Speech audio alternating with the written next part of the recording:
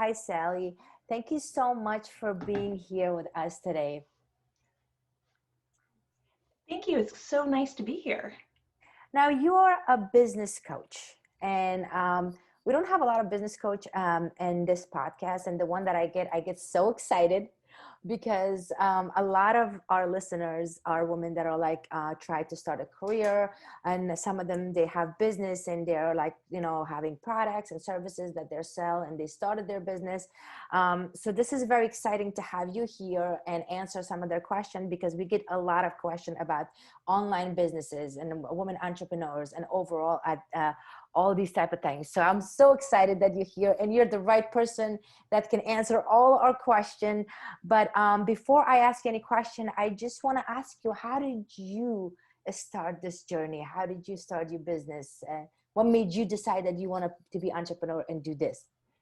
Well, when I had two kids born really close in age, and so when my second one was born, I decided I needed to get out of the corporate world. And so at first I just did the stay-at-home mom thing, but I'm always wanting to learn. And so went to get certified as a life coach, and I didn't even know what it meant at the time, but I knew it was going to help me out too. So I thought that was a great thing about going to life coaching school, was it helped me at that time. That's what I needed. I needed that. Um, no longer being in the corporate world, where I felt confident. I was a parent now with two little ones, and I did not feel so confident. I didn't feel confident in being a mom. I didn't feel confident in going back into in the corporate world. And so going to that life coaching certification program that year, it was a year long, and it really helped me personally. And though I never went specifically into life coaching, it's definitely helped me with my clients. And so something that came out a lot though was money when I was coaching and doing more general stuff. And like it just came up all the time. So I started by doing coaching around money stories, some about budgeting, a few different things. But what I really liked talking about was more than the saving money, was creating money. Right. And so I went back and I actually got certified as a business coach, and a big piece of that business coaching certification was talking about premium pricing. And I just fell in love with talking about premium pricing and helping women raise their prices. Right, right. Before we go to that, so it's so fascinating. You said you went for life coaching and you were a staying at home mom working. This is like a typical story for a lot of women in our age, right? They follow the script of life. Like, we grow up, we go to college, we go to the corporate world, we become mother, we stay home mother, and then and that moment that we wanted to come out, and a lot of us, including myself, when you're a mother and you're staying home and you wanted to go back to work, that confidence is just so down. You're like, okay, the world is changing, especially with technology these days. I don't know if I can do it. I don't know if I can go out there and get a job and all of that. So when you first start, I know you said you got a lot of help from the life coaching and program, and you got your confidence back. But when you came to the world of working back again, it was like riding a bicycle again, or it was like a little bit hard to get over that hump? How did that feel? Hardest part was not having a structure, Oh, um, because I chose to allow um, other things to control my circumstances instead of sitting down and doing the things that I wanted to do. So some resentment crept in, some embarrassment crept in. So like all these different feelings crept in, and a lot of it was because I wasn't setting myself up with some sort of structure. I don't want a rigid structure, but something where I know there's this amount of time where I get to work on my business and not have, you know, young kids walking walking in, and I'm not a multitasker. So I need to have I need to have that time, and I get snappy. I noticed I got snappy with the kids if they'd interrupt me, And so I started asking for that time from my parents or my husband, like, I just need this time. And then I'm also a better mom. I'm better in my business. I'm better as a mom. Wow. Wow, that's so important. That Yeah. is so important too. Um, Now, I started my business. I've been an entrepreneur all my life, almost all my life. I started working in a lot of places. I got fired. I got fired so many times that I got tired of it. And I said, I'm going to start my own work, my own job, so I don't have to get fired. And my listeners knows, a lot of my listeners know my stories, that going through so many jobs give me the courage to start my own business. But it was challenging. It wasn't easy. When you start your own business, it's not that easy. And a lot of time, especially when we see people on social media, right? These entrepreneurs, these women that are making money and they're selling, they're very, very, oh, my program sold out, or my products are, I'm running out of it, and all this stuff. And then some people that are just started their business, they're kind of like get discouraged, and they're like, maybe it's me, maybe I'm not doing good. What are some challenges that you faced when you started your business that um, got you like, okay, this is gonna pass, I can do this, and you stay continue doing it? Because a lot of people give up and say that this is not for me. I see other people are making money and I don't. Yeah, I think that finding a local networking group really helped me. I actually joined the networking group doing something different. And through that time in talking with them and seeing other women grow their businesses, it really inspired me to really go full out in my coaching business. And now that group has grown so much, and now it's online, and it's like we're connecting with people all over, mostly the US, but also different parts of the world. And so that group, just being a part of it, has really helped me when I'm having those tough moments, when I'm having those who am I to be doing this moments that many of us have. Even though we have 1,000, indicators as to why we're doing it, and why we, and so being a part, finding a group of like-minded, they're all mom-owned businesses in this group, and knowing that we're all whole people, not just our businesses, not showing up and just talking about our businesses, but also just talking about life in general, because it all goes together. And I think that really helped me. Right, right. um, Now, pricing. Let's talk pricing. I know a lot of people face this when it comes to pricing products and services, whether the beginner, whether they're in the middle, whether they're advanced in the business, no matter what it is, because time changes, time changes, everything changes. So people are so confused. A lot of entrepreneurs are confused. Should I price it high? Should I price it low? What is the pricing? What does that mean for entrepreneur? Where do you start? So give us a little bit of, like, if you have those doubts in your head that you don't know how to price your products and services, where do you start? Right, yeah. So with pricing, most of us, our first instinct is to try to be the lowest price Mm. or in the lower end, because then we think people will hire us. But what you need to do when you're in your business, it's never too late. But if you're at the beginning of your business, it's a great time to really think about how you want to position your business. Do you want to position it where you're fighting on price? And that's the only reason people are buying from you, is because you happen to have the lowest price. Do you want to be in the mid tier, right? There's a lot of people in there. Or do you want to be at the premium level? And there's going to be less people at that premium level, but people have confidence in higher prices. So when you're choosing how you want to do the pricing, you don't even have to be just like, you don't even have to go premium price. You can go higher middle end, and that helps you stand out too. Because when we see higher prices, we believe that there's a reason that it must be a higher price. You can have the lowest price, have the best service, but there's going to be a lot of people who are going to be like, why is that price so low? And they'll pay for somebody who is at that higher price. Right. They expect quality. Right. So in my practice, and I know that that went through my head at first, like you said, the lower price and the medium and obviously the premium. A lot of people choose their prices because of the competitors. So I am a life coach and I see somebody else as a life coach, and that life coach's program is $19.90 at $5 a month, and mine is going to be this one, whether it's program or services or whatever it is.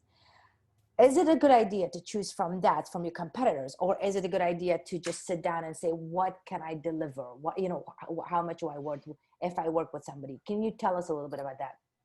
Yeah, so when you're looking at competitors' prices, you have to remember they have their own issues too. They have their own money issues going on, right? And so oftentimes we look at competitors and maybe that pricing is too low, so it keeps us at a lower level. So it's about the outcomes. That is exactly, Valerie. We need to focus on what value is being provided, and then using that to help you confidently price. And if you have higher prices and you're nervous to even say your prices, then you need to sit down and figure out, okay, what are all these outcomes that are happening for my clients? And you're looking at all areas of their life. So as a business coach, when I'm thinking about what I am helping my clients with, yes, I'm helping them raise their prices and make more money in their business. But with that, their health is going to be impacted. Their relationships are going to be impacted. Their purpose is going to be impacted. So it's all these things that are going on for them. They're actually the full outcome, not just that they're increasing their prices in their business. Right. So the competitors are not really something you have to look at. Look at what do you provide. Now, when it comes to premium prices, and I know that I can tell you this right now, a lot of people are afraid to do premium prices. So what they should know when it comes to premium prices, like even though I've seen some that's very, very talented coaches that have been in the game for a long time, you can see they give you the value, they can actually change your life. But when it comes to premium prices, they don't know a lot about it. They stay in the same price.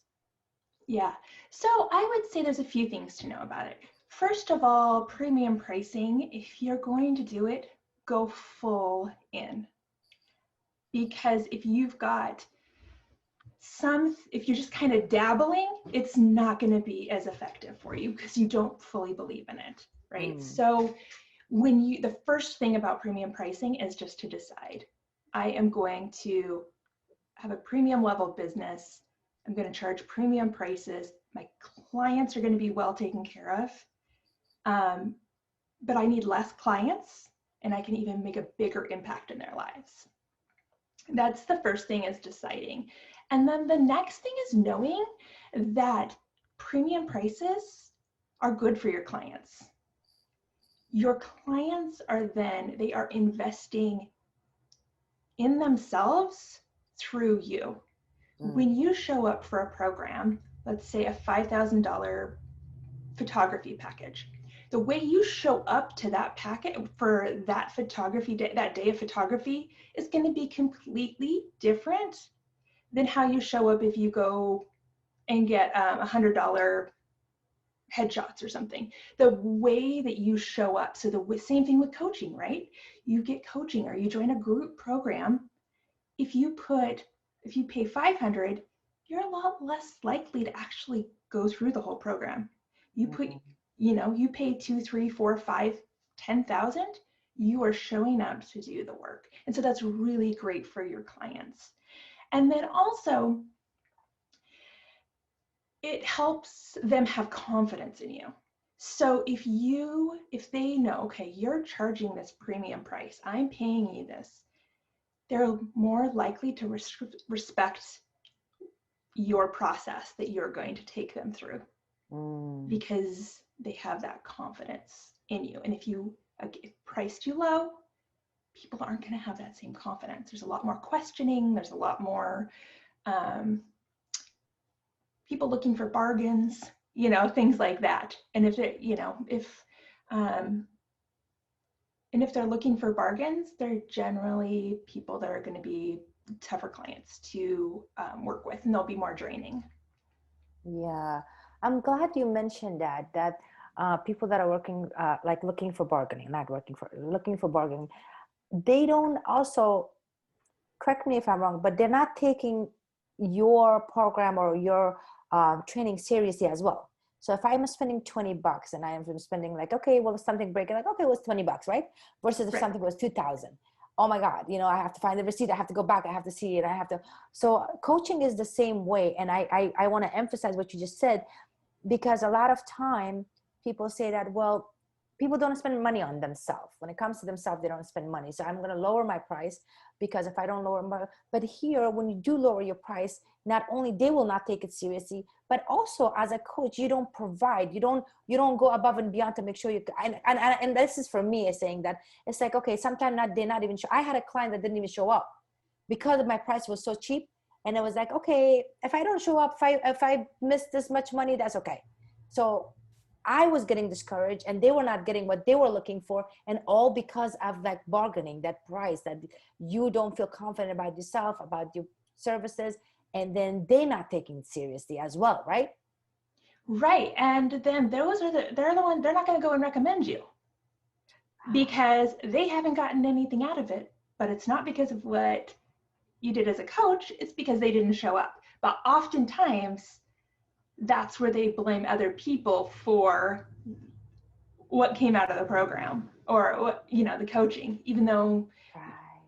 you can have the best coach in the world, or you can even have a coach that isn't very good. And just by showing up, you're still going to be in a much better place than if you didn't, pay the money and put the time in. So when somebody start a business, let's just say if somebody, because I had a question about this, and they asked me to ask you about this. Okay. Where should they start? You said there's a beginning and there's a middle and there's a premium. Can somebody start premium when they just start their business? The position of Yes. themselves is safe to do that, or should they start? How does that work? Yes, they can start premium. It is actually easier to start premium than starting and trying to change and get people to think that see what you offer is at a premium level. Yes, and you can start, but it's never too late either. But yes, you don't have to be in business for a long time, as long as you know you can get your clients the outcomes. If they show up, right? If they show up to the sessions and they show up, if you can get them the results. Now, if you can't get them the results, obviously it's like you need a different, you can still be at that premium level, but you're just going to have to work on your skills at the same, like before you can really get out there. Okay, another question. So now that somebody's in a business for a while and they have that medium pricing and they want to jump in to go change it to a premium price.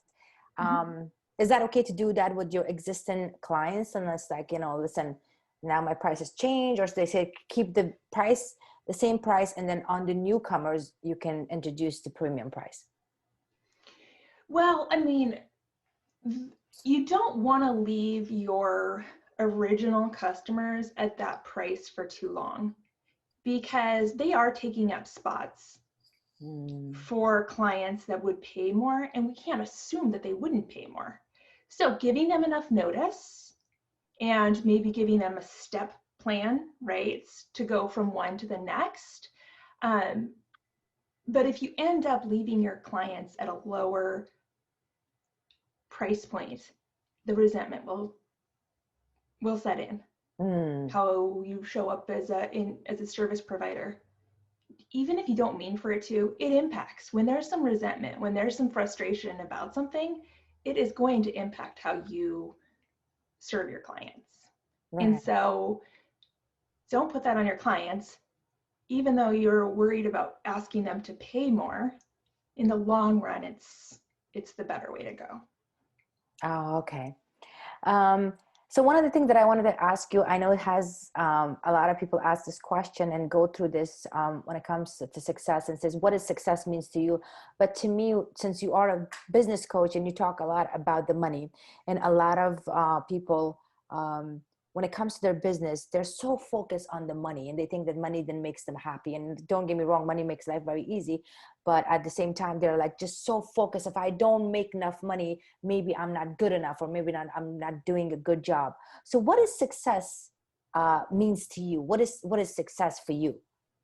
Well, first of all, I just want to say that net worth does not equal self-worth. Like how much money you have, and if you, I mean, I have just as much respect if people decide they are not going to charge premium prices. I don't judge them for that. It's everybody can make their own decision on that.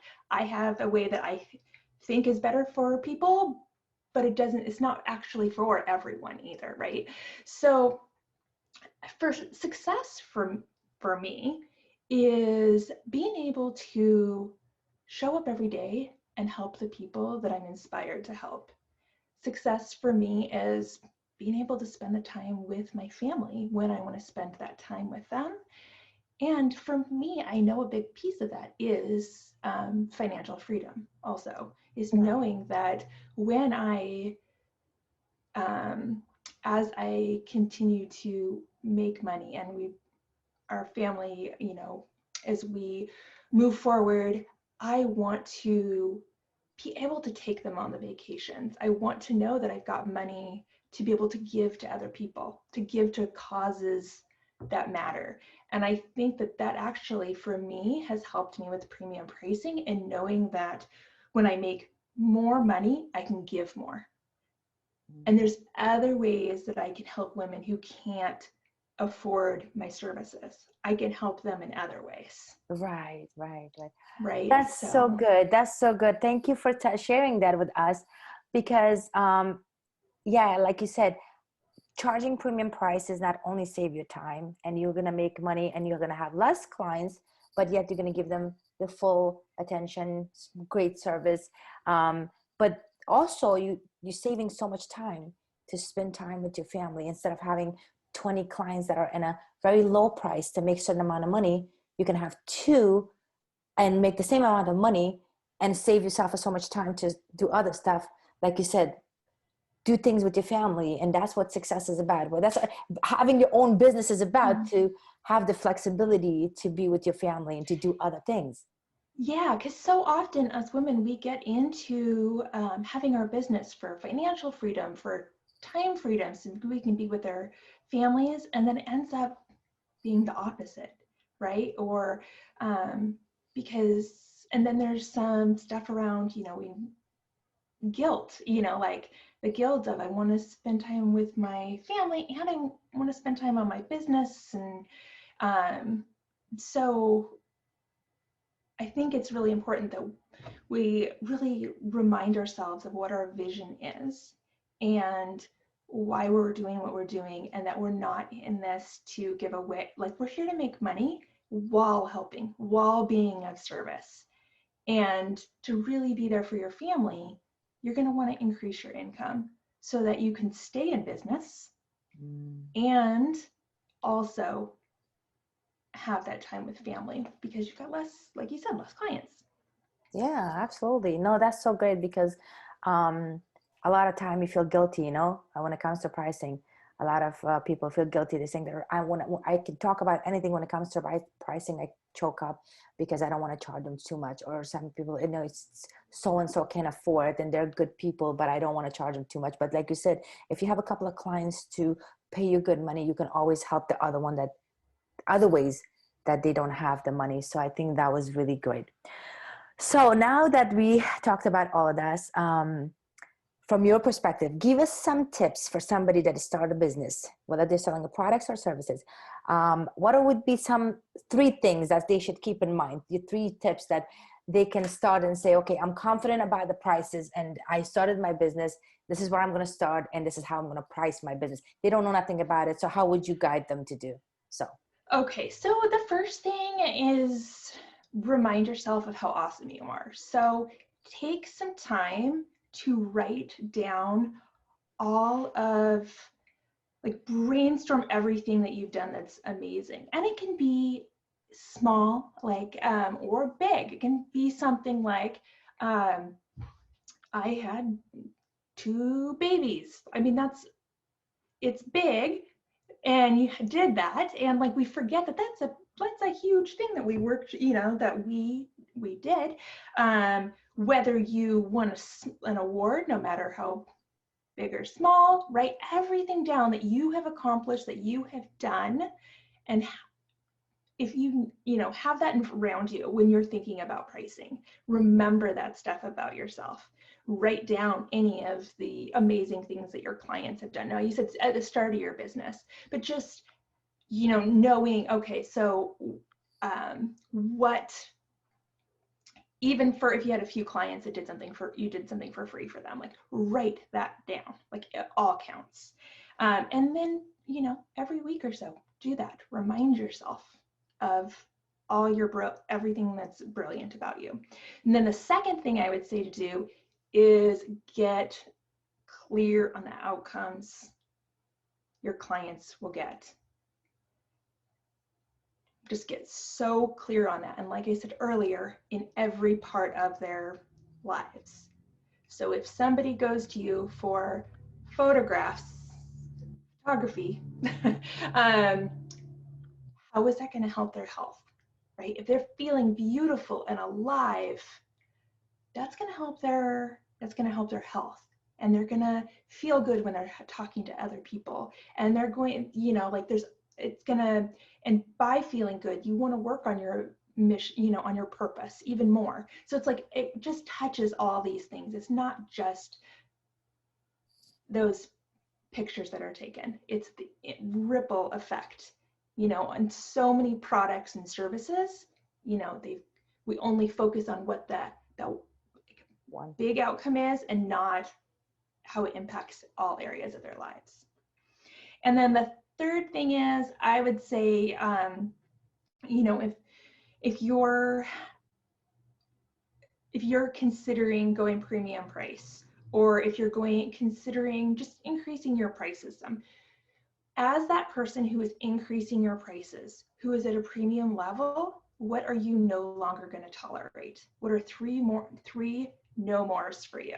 Like, it's so important to know what you're not going to tolerate anymore. If somebody asks for a discount, no, I'm not giving discounts.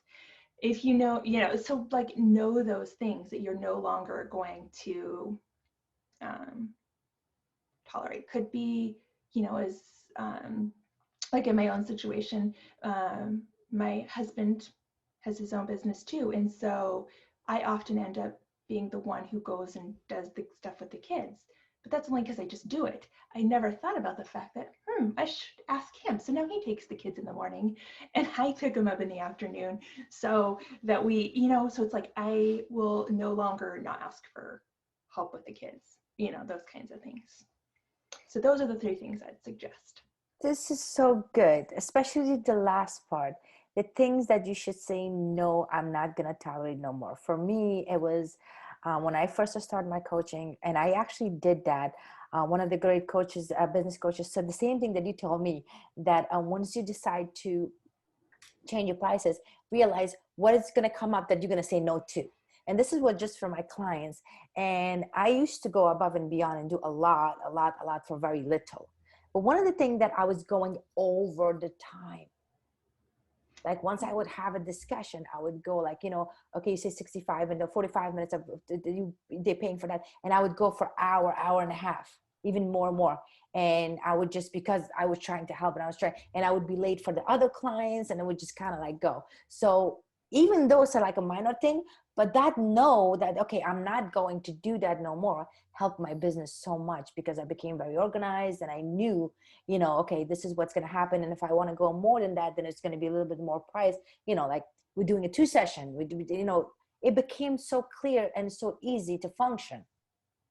Right. And oftentimes, especially as women, we want to solve everybody's problems, right? And so we over overgive. And by that, I mean, we are giving so much to our clients because we want to help them that we actually end up overwhelming them, right? That hour and a half coaching session that you had, there was probably so much there that they couldn't even take in. Yeah. Whereas if you'd stayed at your your regular time, okay, now you know what I mean? Like, Oh, it's just we absolutely. overwhelm. Like, oh, I just learned 10 things I should be doing, but then then they won't do any of them. Right. So I noticed that quite a bit, is that people want to like give so much. And programs I've been in where they give so much, I'm like, I I don't even know where to start. And um, and so I pick a place and get going, but it would have been nicer if they were just a little trimmed down, just not quite so much each week, or I don't need 10 ways to try and fix this one problem. Just give me a couple of options, make it Right. easier. Yes, Yeah, yes, yes. more concise. Love it, love it, love it. Yes. And it's so funny because as you're talking and I'm going back to the things that I have done, and I'm sure the listener is going to be like, oh yeah, that's what I do. And that's what I did. But it all comes down to, you know, remember that you're awesome.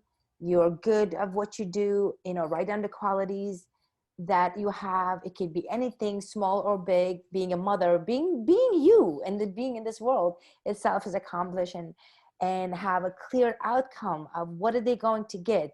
And like you said, not to overwhelm, don't give too much in too little time.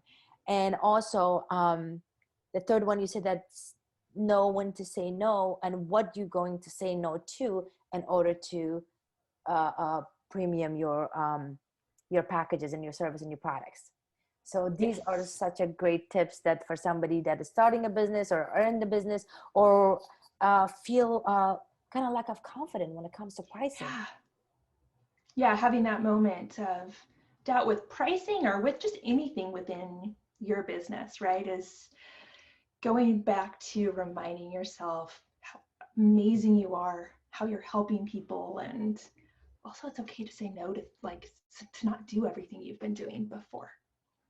Sally, thank you so much for this amazing, amazing conversation and the great tips that you're giving us and for the people that are listening right now. This is such an eye opener. I know I wish I had you when I started my business, because I can speak for myself. A lot of time when we start business, it's just so overwhelming with everything else, with the marketing, with knowing, and with your confidence. One thing is that, oh my God, I don't know how to charge, you know, the pricing, the competition out there and all the stuff. So you made very clear for us to where to start and where to finish when it comes to business. So thank you so much for being here and giving us this amazing tips. It was my pleasure. I really enjoyed my time with you, Valerie. Thank you.